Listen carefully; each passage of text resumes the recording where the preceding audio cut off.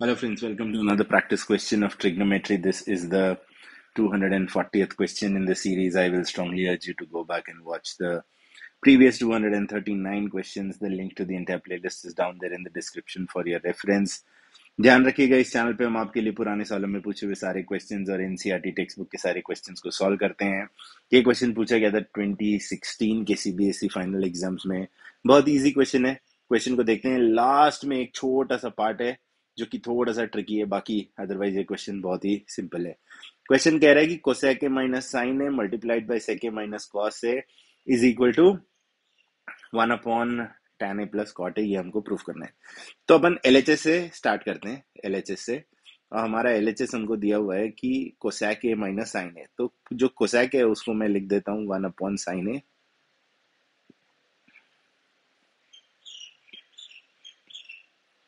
1 upon sine A minus of sin a, and this is multiplied with 1 upon cos a minus of cos a। अब अगर मैं cross multiply करूँ common denominator लेके, तो ये हो जाता है 1 minus sine square A divided by sine A, and this is multiplied with 1 minus cos square A divided by cos A. अब 1 माइनस साइन स्क्वायर ए जो कि इधर न्यूमरेटर में ये हो जाएगा cos square A divided by sine A, और ये जो 1 माइनस कॉस स्क्वायर है ये हो जाएगा ये हो जाएगा sine square A divided by cos A. अब देखिए, ये एक कॉस ए इस कॉस ए से कैंसिल होगा और एक साइन ए इस साइन ए से कैंसिल होगा, तो हमारे पास न्यूमरेटर में बच रहा है cos A sine A divided by 1। अब ध्यान से देखिए, ये जो 1 है ना डिनोमिनेटर में, इस डिनोमिनेटर को मैं लिखूंगा कॉस ए इंटू साइन ए,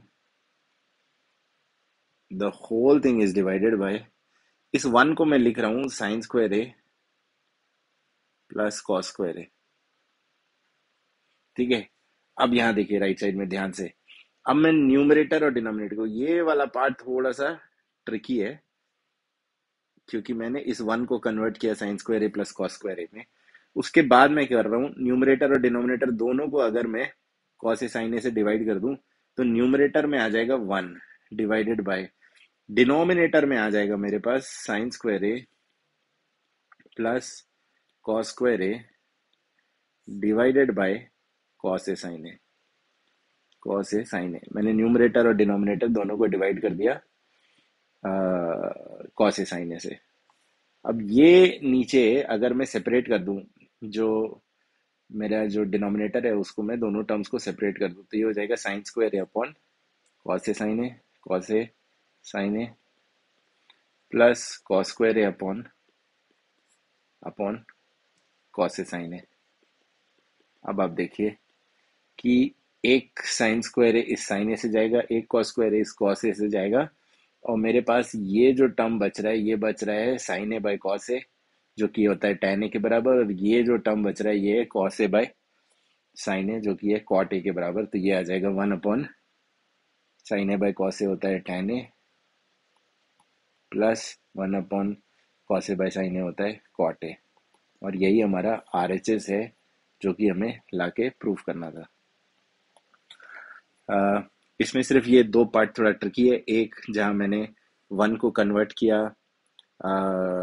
एक ये वाला पार्ट जहां मैंने 1 को कन्वर्ट किया sign square A plus cos square ए में, और दूसरा ये वाला पार्ट जहां मैंने न्यूमरेटर और डिनोमिनेटर को डिवाइड कर दिया, न्यूमरेटर और डिनोमिनेटर को मैंने डिवाइड कर दिया कॉस ए साइन ए से।